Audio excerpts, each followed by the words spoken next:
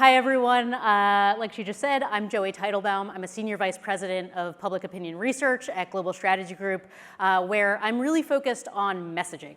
How do we connect with Americans, with voters specifically, and move them forward on the issues and policies that matter to us? Now, the reason I'm here today is because I actually have done quite a bit of research on abortion rights and reproductive freedom that can be helpful as our candidates, as our teams are messaging, and figuring out how to actually connect with people, right? Because we can talk about policy all day long, and that is incredibly important.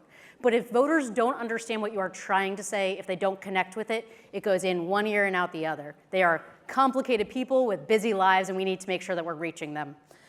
So what actually makes me qualified to talk about any of this? Well, I've spent the last few years really focused on abortion rights in the public space, specifically working for, obviously, Democratic candidates, but also on campaigns and for issue advocacy groups. In 2020, I led the research to defeat the 22-week ban in Colorado. In 2022, to defeat the Kansas amendment, where Republicans were trying to ban abortion outright. And then most recently in Ohio. And so I want to share with you some of the lessons. Thank you.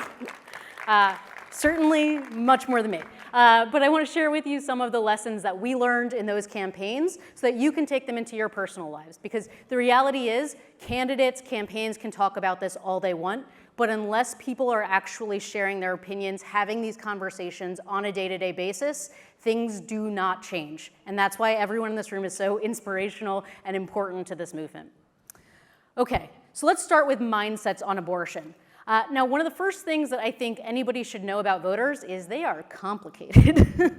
Anybody who has ever sat in a focus group can tell you that. They will say one thing and then completely contradict themselves the next moment. And you can actually see that in some of the data we're going to look at here. When you ask people their opinions on abortion in a variety of different ways, you'll get a variety of different answers.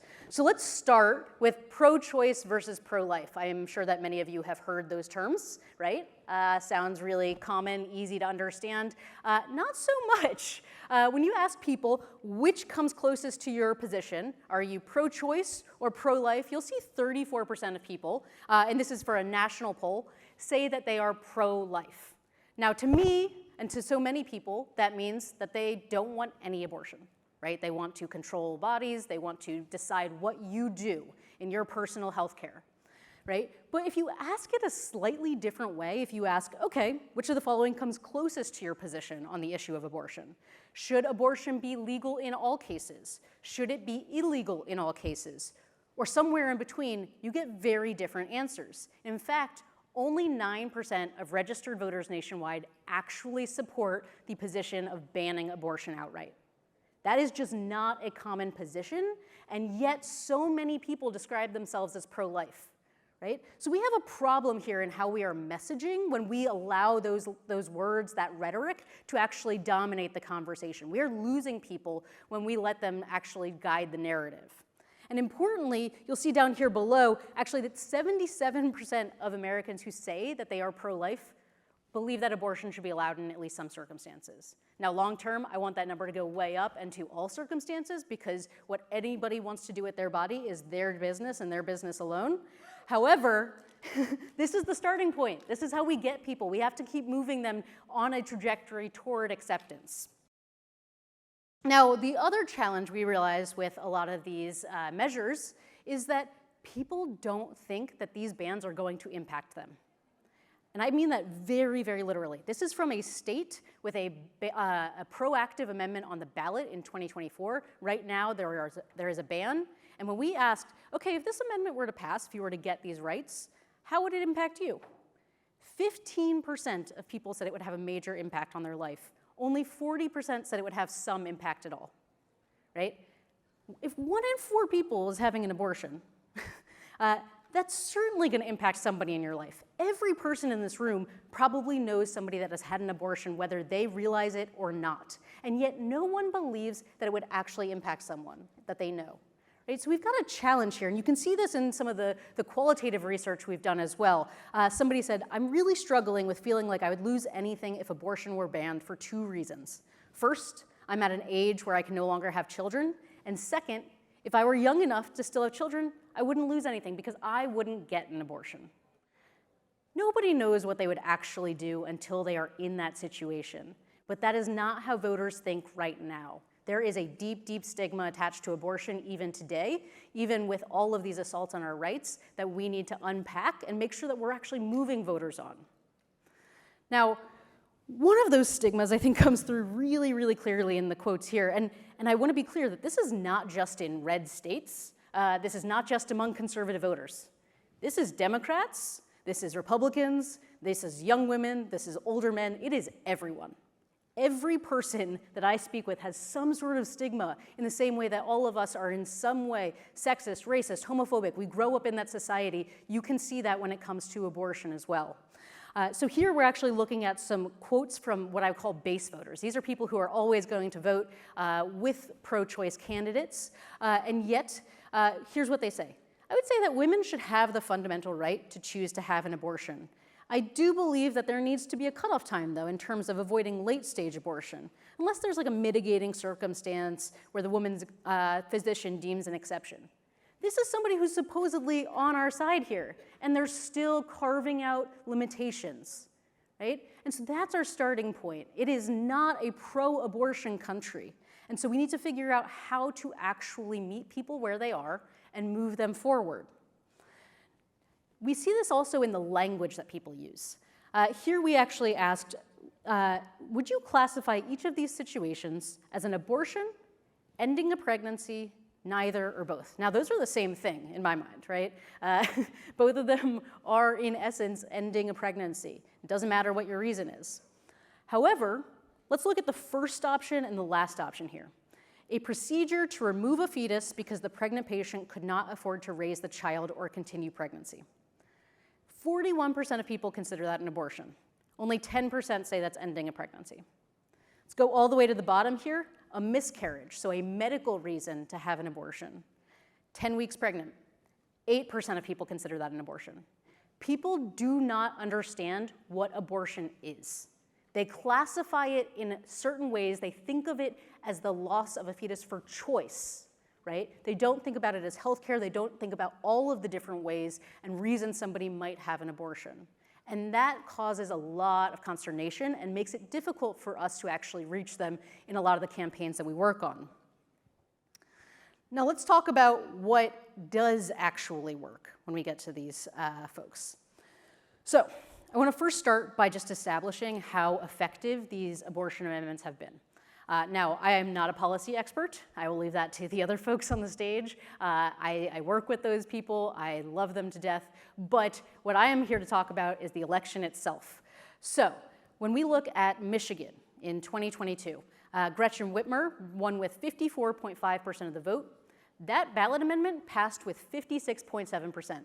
2.2 points might not sound like a lot, but I can guarantee you when you work in elections, it is the difference between somebody having rights and not having rights. It is the difference between Donald Trump being president and Joe Biden being president. That is a huge, huge margin. Now, where does it come from? It comes from rural areas. Whitmer and the abortion amendment actually did very, very similarly in urban areas, less than a point of difference. But when you scroll down, you actually see in rural areas, even though they both lost, the amendment outperformed Gretchen Whitmer by 4.6 points.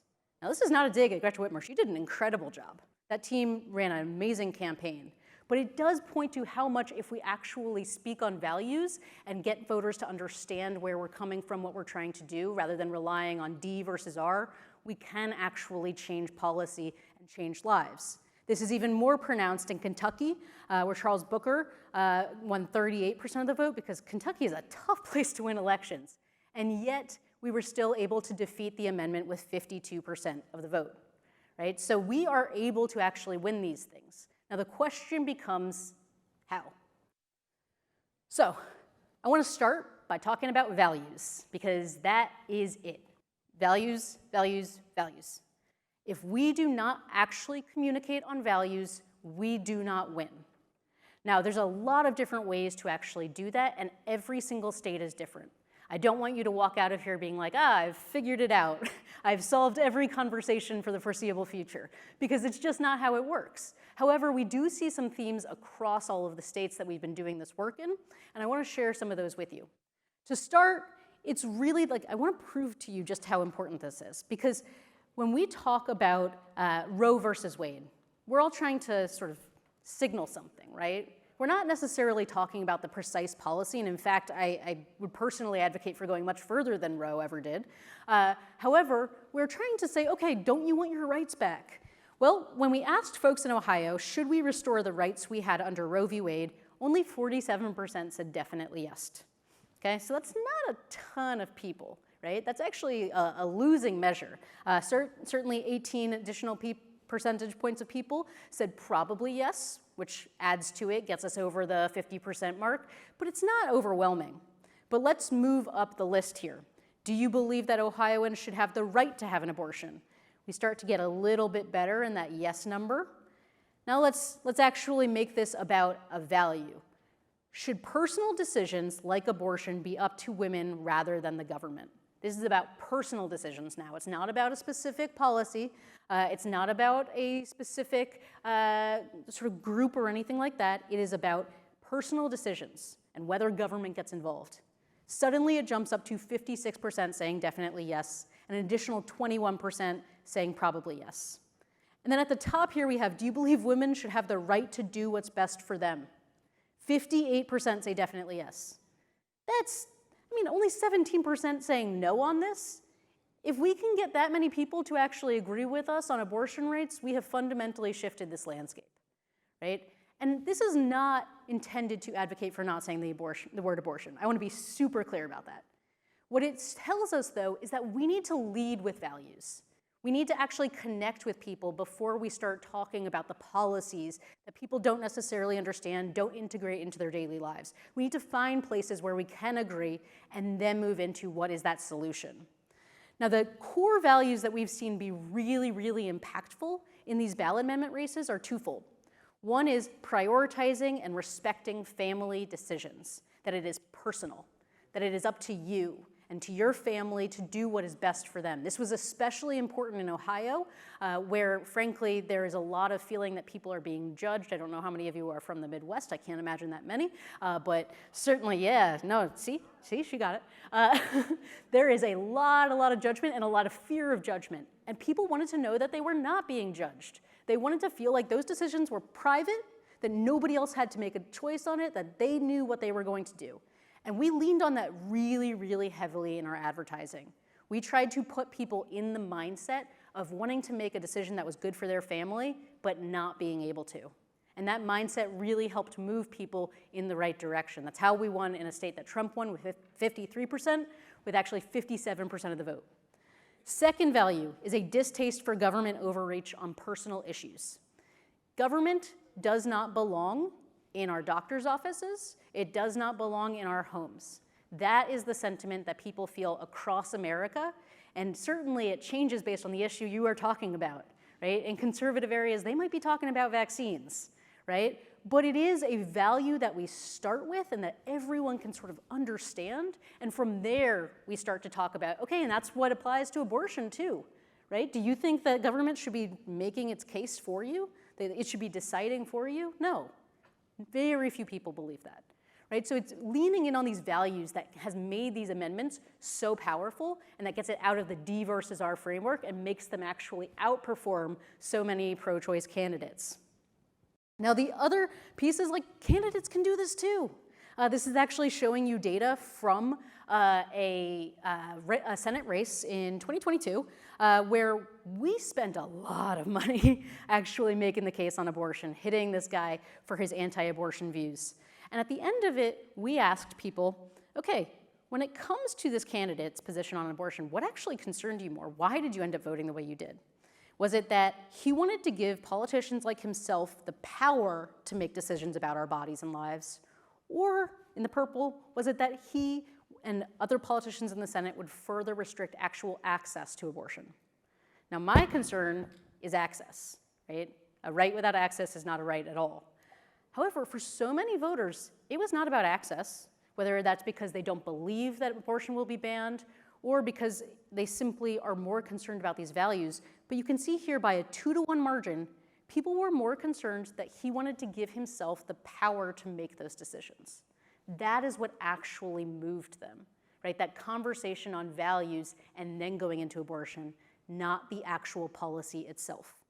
Similarly, we did the same thing, but we asked, okay, is it that he supports banning abortion without exceptions for rape, incest, or the life of the mother versus access? Again, 2-to-1 margin. That ban without exceptions, that proves just how extreme this guy is, that's what mattered, not actual access. And so finding ways to actually play on these pieces so that we can pass the right policies becomes really critically important. The other piece of it is telling stories. This is so, so important, and I think where so many of you come into play as well. These viral stories that are finding their ways around the internet, whether it is the horrendous story of the 10-year-old rape victim in Ohio who was denied an abortion in her state and had to go over to Indiana, imagine that, to go to Indiana to get an abortion, to have the care that she needed, 65% find that very concerning. That doctors were forced to wait until a woman lost liters of blood and was on a ventilator before being legally allowed to intervene, 65%. That somebody had to suffer a miscarriage, 65%. These are all incredibly powerful stories, but unless people know that they are happening, they do not see the impact that is really going on in America today. They do not understand just how much policy touches our lives. Now, I will say though, the story that you tell matters. And you can see that very clearly here. When we share, or when we asked in this survey of Mountain West states whether people support abortion being legal in a given situation, we see really fundamentally different numbers based on the situation. Now, this is not information we are sharing with them. This is what people are already feeling and stigmatizing abortion around. So as an example here, at the top we've got when the pregnancy threatens the life of the patient. 67% strongly support abortion in that case, an additional 17% somewhat support. So pretty decent numbers, right? Most people do support abortion rights in that scenario. Only 13% oppose. Similarly, when pregnancy results from rape or incest, 75% support abortion rights. When there is a fatal fetal diagnosis, 79%. When there's a threat to the physical or mental health, 73%. But then we see this hugely steep drop-off, right? If the pregnant person is in an abusive relationship, right, that is how somebody can get out of these relationships. It's by having an abortion so they can get free of their abuser. And yet only 54% believe that somebody should be able to have an abortion in that situation, right? Only 33% strongly support that person being able to access abortion. It becomes even more pronounced the further down this list you go. When people perceive abortion as a choice as opposed to a need, as something that someone desires and wants out of convenience as opposed to something that would save their life, they suddenly start to make a lot more judgments about that person. And that is so much of why there's that stigma, right? People are associating it with these choice moments, which should certainly be allowed, but they don't necessarily feel that way. Now, how do we move that? Well, one is actually talking about the situations where they do believe abortion should be allowed can help to actually open up their minds, right? It can help to actually drive empathy. But I want to be clear that whether you are a candidate or a campaign or just a human being wandering through your daily life, there is a role for you to play in actually sharing these stories and moving people along. These 4 images here are 4 different ads that we ran in the Kansas campaign based on the messaging research that came through from it.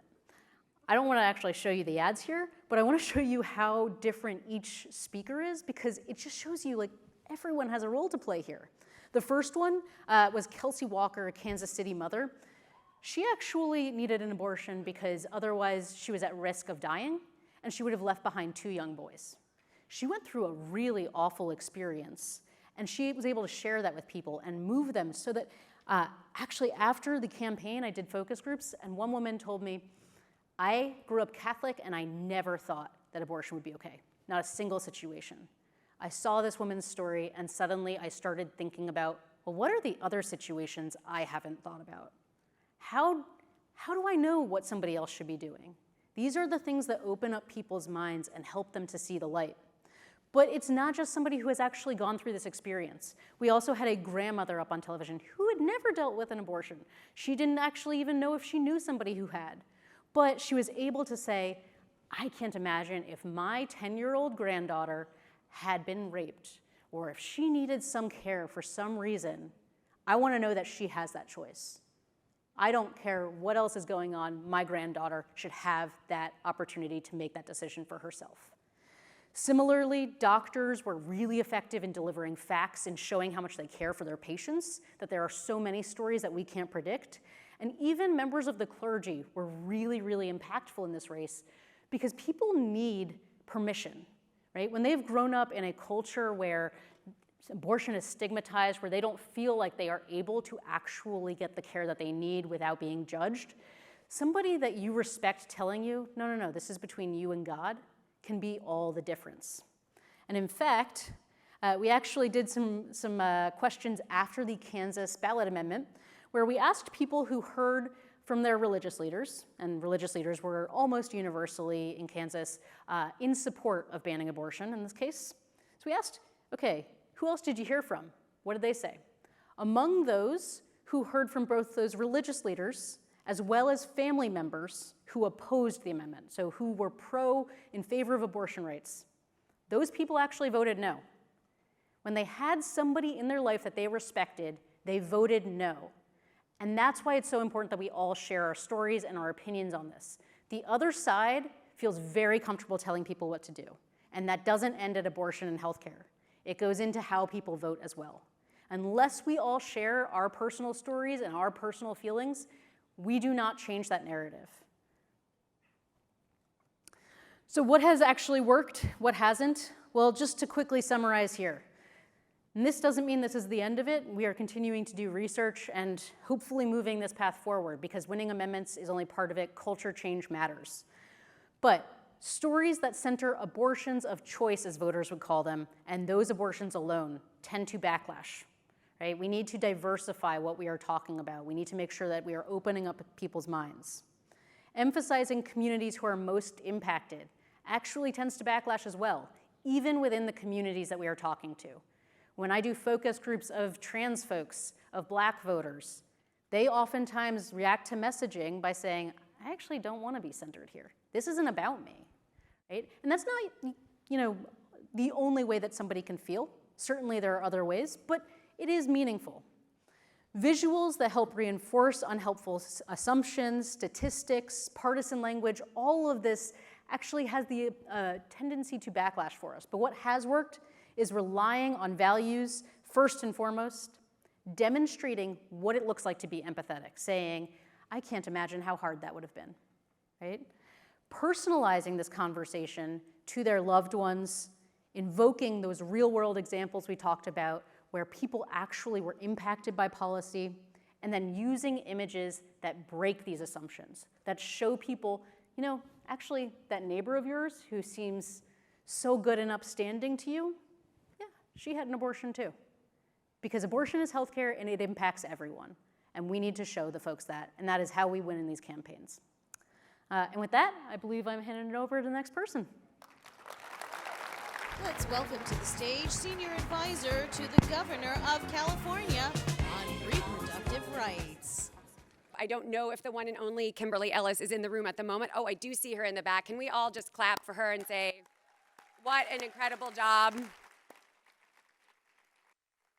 Once again, she has pulled off heroics, obviously with an incredible team, but I'm feeling energized. I hope you all are.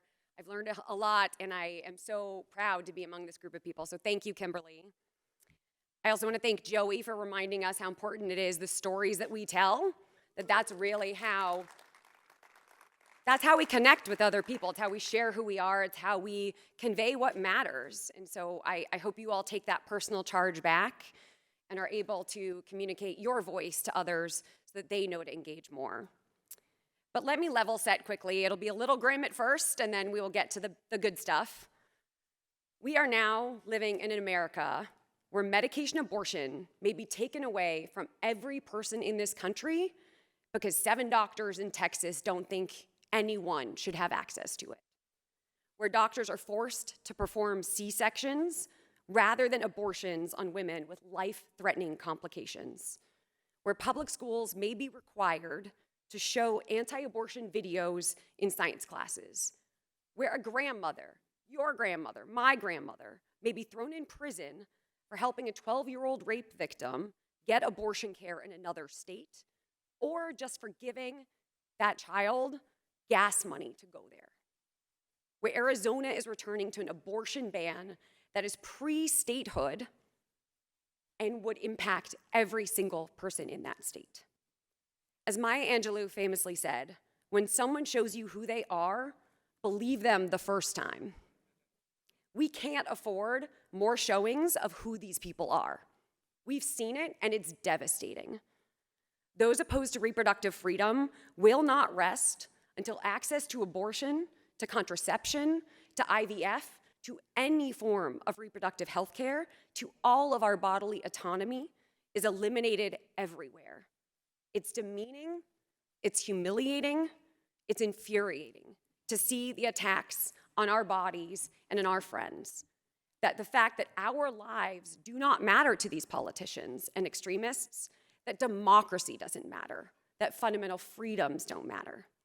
So that's the dark part, just so we all get on the same page about the slightly dystopic battles we're up against. But I'm here to tell you about who we are in Governor Gavin Newsom's office and in the 23 Governor Reproductive Freedom Alliance. And yes, I said 23 governors, more on that soon, but it is an impressive coalition. But first, I want to start about California. Governor Newsom and our extraordinary first partner, who you just saw a few moments ago, could not care more deeply about your reproductive freedom, about everyone's reproductive freedom in this state and in this country. And as you've seen, they believe in showing that care through action. Years ago now, we saw the writing on the wall, increasingly aggressive assaults on reproductive care.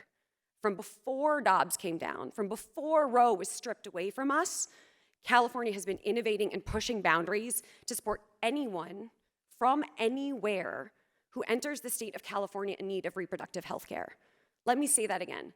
Anyone from anywhere, if you are in this state, you can get the reproductive health care you need and deserve. And we started big. In 2022, voters, many of you in this room, I am sure, with a boost from Governor Newsom and our legislature, enshrined the right to reproductive freedom in our state constitution, leading the ballot initiative wave that has swept this country. That means only you, the voters of this great state, can decide to roll back those fundamental freedoms. And based on what I've seen today, I have a feeling none of you intend to do that. Yes. Second, the governor and the legislature committed over $240 million to expanding reproductive health care access. This is during an economic downturn, during turmoil. There was no way that funding was going to get cut because we know no one has reproductive health care unless it's affordable, unless it's accessible, unless there's support for that access. So one of the unique funds that we created that does not exist anywhere in this country, we developed a $20 million practical support fund that provides the means for an individual anywhere in the country or anywhere in California to get help covering airfare, travel costs, meals, hotels, childcare. Those are the things that as humans are needed so that reproductive health care is accessible. Not just the care itself, but the means to get there, the means for someone to care for your child while you need to go get that care. So this fund is already up and running. 1,500 people have already been availed of those services and had those costs covered through this fund that's only been operational for 6 months. Third, the governor and the legislature also have passed a package of over 20 groundbreaking laws, many of which address some of the more insidious tactics used to undermine reproductive care. For example, making sure no one can use ultrasounds to trick someone into foregoing getting the reproductive health care that they need and deserve, and also sealing your medical records at the border of California so that a doctor in Texas can't see the care you received in California and then go after you and punish you for receiving that care. Those are the types of innovations that we have leaned into affirmatively to firewall your data, to firewall your records so that you are safe and can rest assured that if you get care here, there won't be a tax on you elsewhere. We increased affordability and access to California's Medicaid system known as Medi-Cal by removing requirements for in-person follow-up visits and ultrasounds, again, additional barriers to actually being able to access the care that's available. And this last one is a testament to the governor, not me, truly. But the governor appointed me to be his first senior advisor on reproductive rights. It is the first such advisor in any governor's office in this country. And that is a testament to how much he cares about this issue and about how important it is to drive forward and lead the nation. These are just some of the ways that Governor Newsom and California are leading the charge on reproductive freedom. But we haven't stopped at our state's borders. We recognize an opportunity for pro-reproductive freedom states to join forces and move from defense to offense, preempting future assaults. Let me pause on this for a moment. Just over a year ago, governors' offices and senior staff like me, I'm letting you in on a secret, don't tell everyone, but here's how things work on the inside. We had no infrastructure in place to coordinate with each other to protect reproductive freedom. None. Not a listserv, not a group, not a coffee club. I don't even know if that's a thing, but we didn't have it. Nothing. Truly no ability to coordinate across governors' offices to do this work together so that we weren't all reinventing the wheel. We weren't fighting alone. We could fight together. Every state, every governor was doing incredible work, but in their silos. We weren't able to lift up each other's successes, to learn from each other, to grow together, to draw upon that sisterhood that the first partner talked about and that you all represent here today. So, in the immediate aftermath of Dobbs, we worked together to launch the Reproductive Freedom Alliance. At that time, we had 21 governors from the jump. We now have 23 and counting, and every governor in this alliance is ready to immediately roll up their sleeves to fight for reproductive freedom in this country. The Alliance's sole mission is to protect and expand reproductive freedom by supporting governors and their administrations, the people like me behind the scenes who do a lot of the legwork, to advance this work.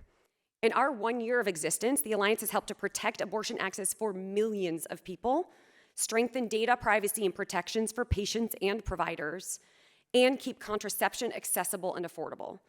I promise you, this is not smoke and mirrors.